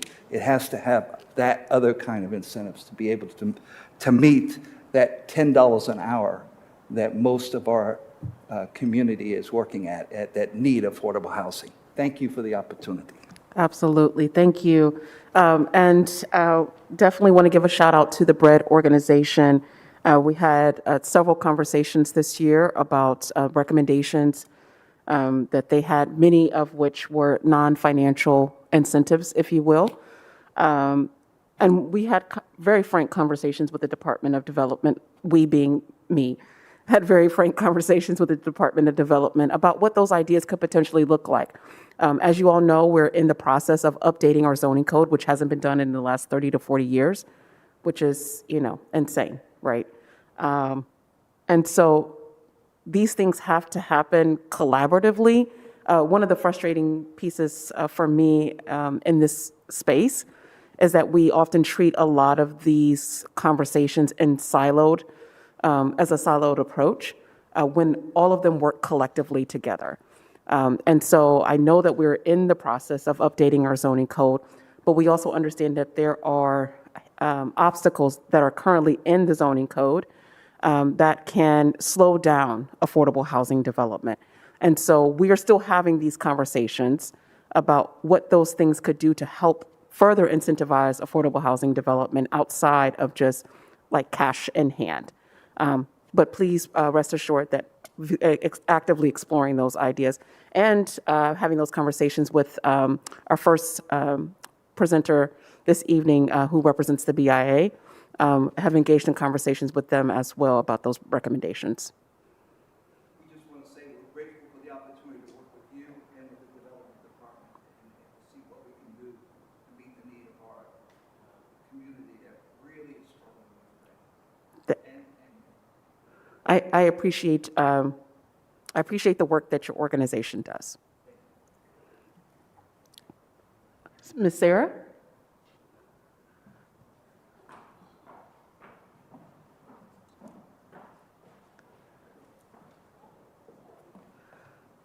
Good evening. Good evening, Councilwoman Favor. How are Thank you? you so much. So I'm well. How are you? Good, good. Just saw you not too long ago. I appreciate you. I know. Thank you so much for hosting this. Thank you for being a fierce advocate, and thank you again for spending your time. I noticed that we're quite a bit later even than the allotted time, so thank you.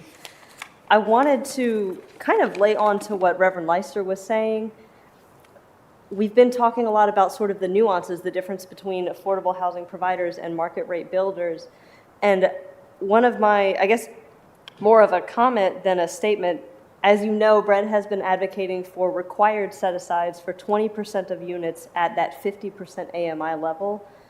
The depth is really important. Just as a personal note, I would probably fit in this 80% AMI category. What might be easier for me is impossible for somebody else. I'm looking at the math here. 50% of somebody's budget in that 50% AMI is $866.67. And that's 25% of what somebody, that's 25% of a budget of somebody in the 80% category. So I do think the reason that that matters, as you've spoken about, is that in communities where we're trying to have mixed income communities, it can be really easy to shut people out. And again, what's easier for me is what could make something easier for me could actually make something possible for somebody else. So one of the particular requests regarding the updated policy is, could we please consider actually having set-asides required in Franklinton and in Linden? That would allow, even though we're projecting that they won't be necessary, it could still give us that surety that new developments are in fact going to be mixed income developments instead of just a fancy new high-rise on McGuffey. The other particular request is, would City Council and Department of Development consider layering additional, like we've been talking about different tools, right? Could we consider, even for market rate developers, layering additional tools in to be able to increase that depth to the 50% AMI? I do think, and again, I did not say this before, I'm here with the BRED organization. I think the address is 404 South 3rd Street. I apologize, this is my first time doing this. But that depth is really, really, really important for all of the reasons of equity, for reducing gentrification, and also just, if we're gonna all be feeling some pain, let's spread it out a little bit. And I hate to be crass with that statement, but we're really targeting affordability, and the way that our city is heading, even for market rate development, it could be more beneficial to focus and drop that down to the 50%. And I wonder if the money from the American Rescue Plan could in fact help add some of another layer, even in market rate developments. Thank you for your continued advocacy in the housing space. Director Stevens, Ms. Prosser, any response specifically to layering additional tools to support market rate development? Yeah, I appreciate, Councilmember, to the conversations that we've had earlier this year relative to looking across that toolbox and figuring out how else to move the needle, and including affordability in these market rate projects. So that's a conversation that will definitely continue into 22, and not exclusive of just this policy update, but one that is certainly, I've heard loud and clear as being something that needs attention and energy on, so that is not exclusive just to this incentive policy, but something that will continue on in 22. Okay. Thank you. Patrick Hoffman.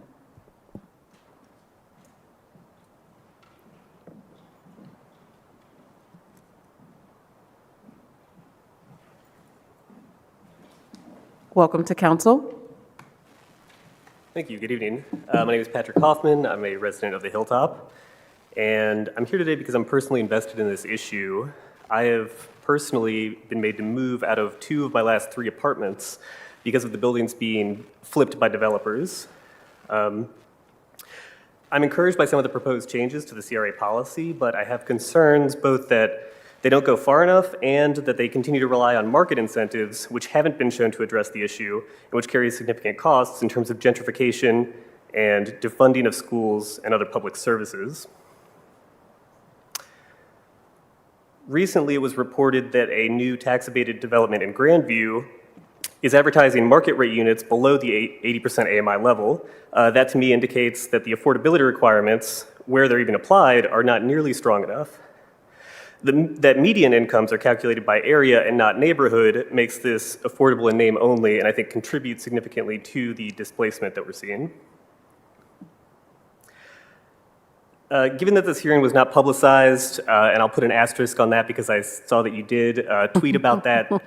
It was after I emailed your office.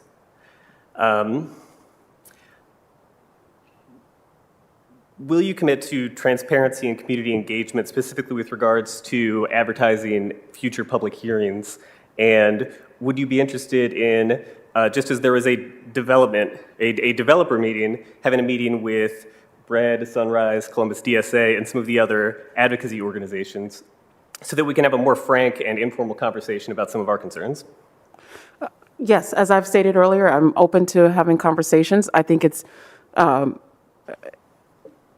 is important for you all to also engage with the department. I'm a believer, right? This is personal for me, which is why I'm so committed to fighting on behalf of those in our community that are unable to fight for themselves. And so, any conversations that we would have about the policy, I would absolutely invite the department to be a part of those conversations. Because they present the recommendations to council. So, to answer your question, yes. Thank you for your time. Mm-hmm. And last but certainly not least, Mark Wagenbrenner.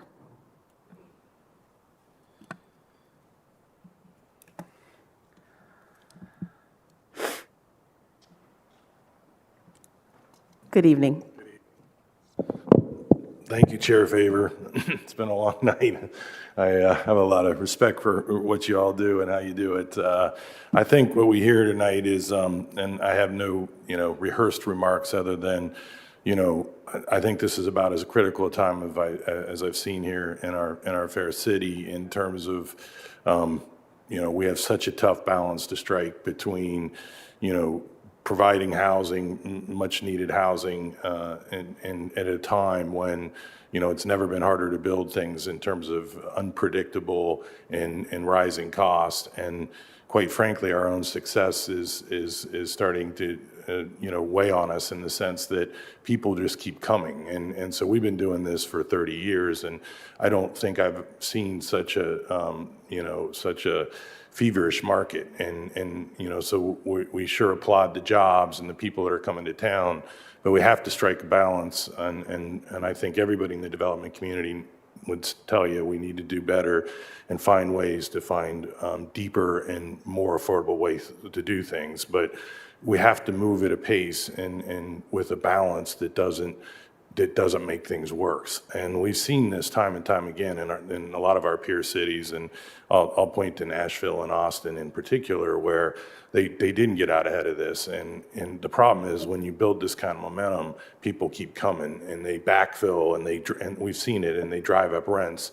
And one of our big advantages on the market rate side was we always were more affordable than all those peer cities, and we can't afford to lose that. So we really need to challenge ourselves and find a way to do things across the board. We need more housing at all levels, but time and time again, and I think we'd be the first to admit, our focus has always been on the front end, and we got to do better on the back end. And what we do well in this town is collaborate, and I can tell you it's unbelievable how open and collaborative our development community is, and we're on a first name basis with most of the affordable and market rate developers in town. And we've all seen this as a real challenge, and we're really wanting to tackle this and work together to do so. And I know we talk about fixes here, and one of the fixes that we still think has the most merit is not saying buy out at the rates that we bought out before of some of these deeper tax commitments, but as Mr. Giller said tonight, we're really trying to use a one-size-fits-all approach, and you have to look at the cost structure associated with, yes, we could do 60% projects in the suburbs like Trey's doing, But that's not where our forte was. We've taken on very challenging urban infill sites that have higher cost structures across the board, particularly when it comes into densifying parking. It is so expensive. And there's just, so asking someone to be 60% median income when you have a cost structure that isn't even close, and not to say we're being critical of our neighborhoods, but when you build something in a place like Italian Village, you don't have exceptions of building it 3 stories in vinyl windows. It's brick. I'm not going to say that made our projects worse. It just made them different. So if we were to put a substantial cost on buying out of some of these units, and instead of like losing that, put those dollars quickly up front, straight back to the city into a fund that would allow market rate and affordable developers to use those deeper resources to do these things, we really think that's a cornerstone of a plan that we can always all move forward on and be successful, because we're going to provide much needed housing across all regions. And for once, let's not put the market rate stuff so far ahead of the importance of the affordable. We need it across the board. And we have a housing, community here that's willing and ready to take this on. And I'm so glad we slowed this down, and let's open our eyes. And man, we need everybody at the table. We need the best of the affordable, and they're all ready to jump to that table and make it work. And let's take the mystery out of this. If it's so true that it's so easy to build market rate stuff, and the market is this ripe, then someone explain to me why we're only building 10,000 units a year when we should be building 21,000. It doesn't make any sense. And so these are all real challenges. And as passionate as I could be on one side, yet we have to be respectful to the other and say, look, if this was that easy, we would have figured that out a long time ago. And so let's all get to the table. Let's use the Columbus way. Let's collaborate. Let's do this the right way and figure this out. Thank you. Thank you. I appreciate your comments this evening. The only thing I will push back on is, I think that the recommendations as presented right now I don't feel that they are a one-stop policy or a one-stop approach. I think the 2018 policy just presented one plan, 10 at 80, 10 at 100, and that was just one option. Although I would prefer it go deeper and wider, I appreciate the creativity here to provide that option for the developer to do what makes most sense for their bottom line at the end of the day. And that's an option that wasn't presented in that last policy. Director Stevens, did you have any additional comments to make? Well, thank you, and I appreciate the conversation. I look forward to continuing. Thank you. You count on that.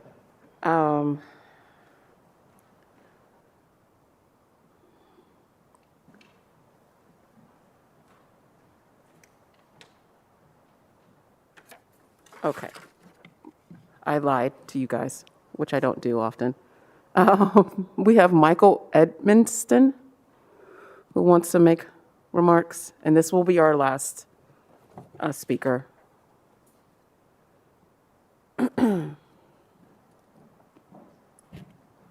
Thank you for your patience, everyone. I know this was a long hearing, but I think it was important for us to take our time and to have the crucial conversation.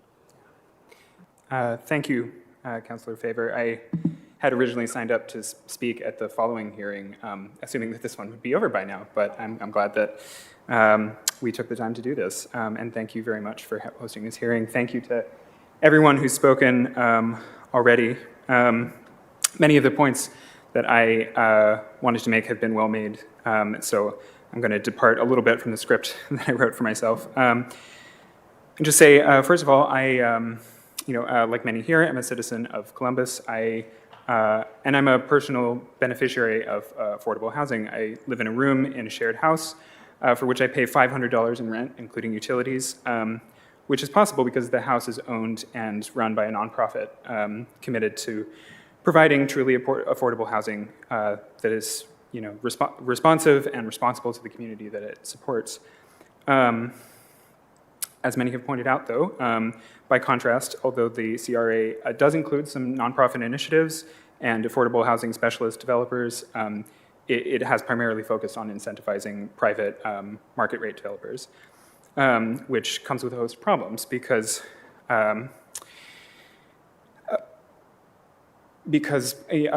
market-driven developers are, by their very nature, their primary motivation is to make money by any means available. This is not an attack, it's just, a fact. While I understand the necessity of working with private developers, the danger, as I see it, and as others have pointed out, is that they may be the loudest voice in the room a lot of the times, especially when there are closed-door meetings that are held without proper outreach to the community. Again, not pointing fingers here, it's just a systemic problem that has been addressed by many who have already spoken.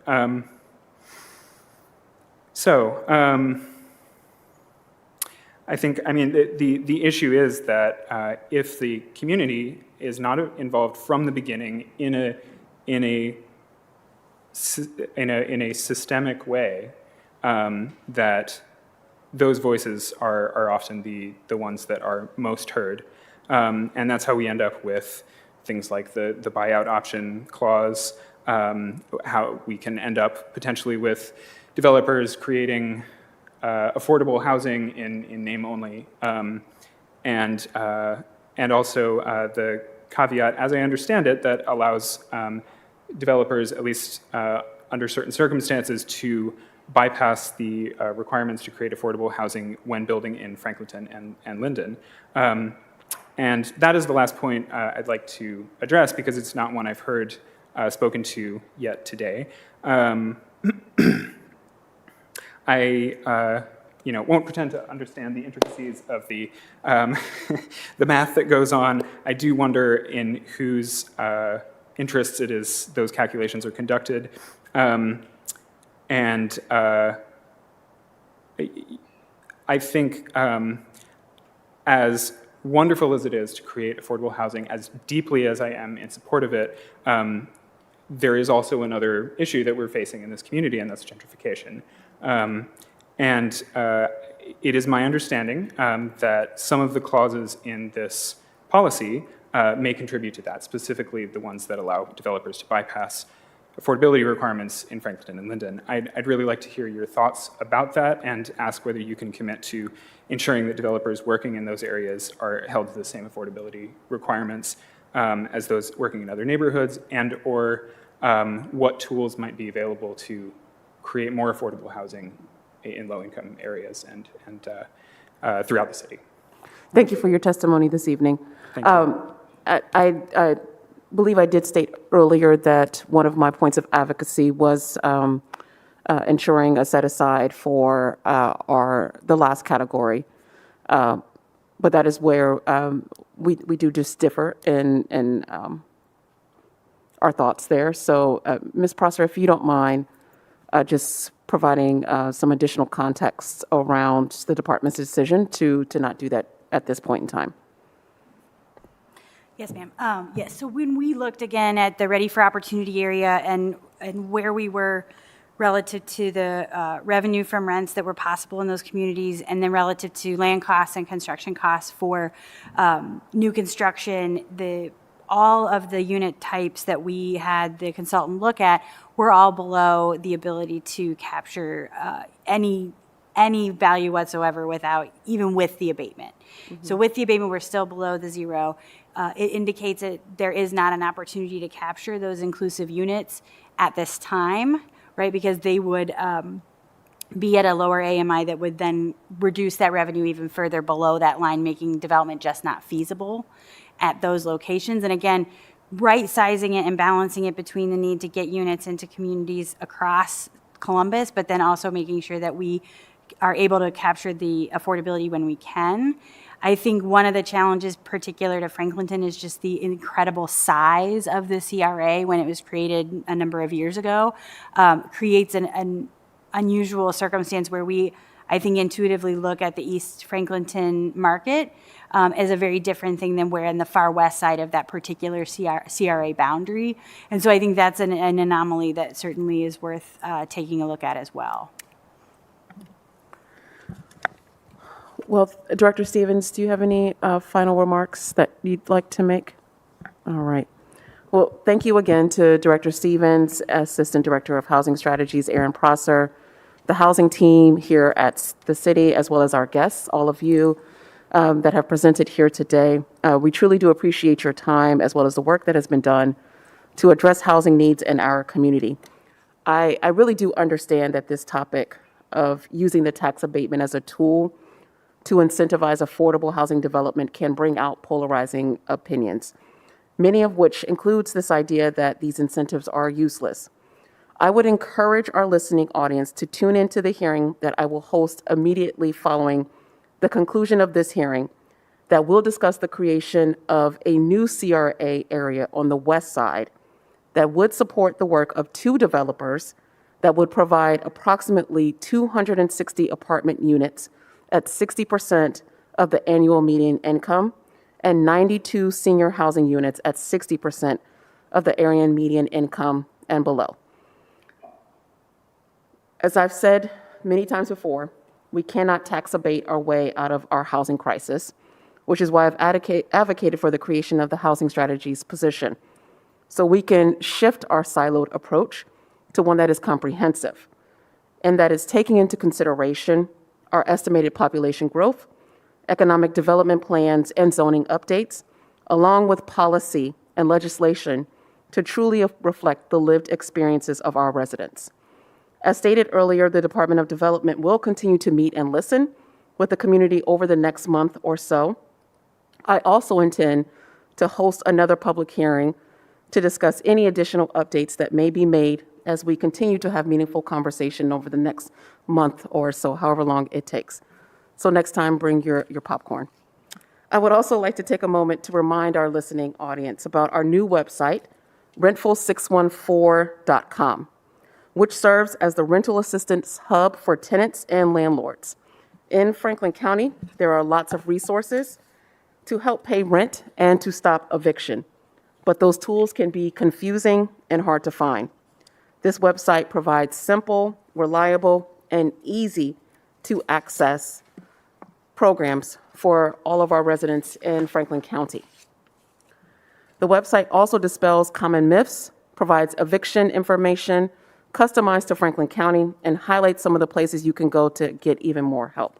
So once again, there is assistance available for folks who are experiencing hardship, and that assistance is available for tenants and both landlords. Additionally, I'd like to thank my staff, Anissa Lieben and Andrew Dyer, as well as our team here at City Hall for helping us with our technology and streaming, James Lewis and Mark Carter, as well as the CTV team. This will now conclude this hearing. Thank you all very much for your patience this evening, and we will start the next hearing in about 5 minutes. Does that work? In about 5 minutes. Thank you, everyone.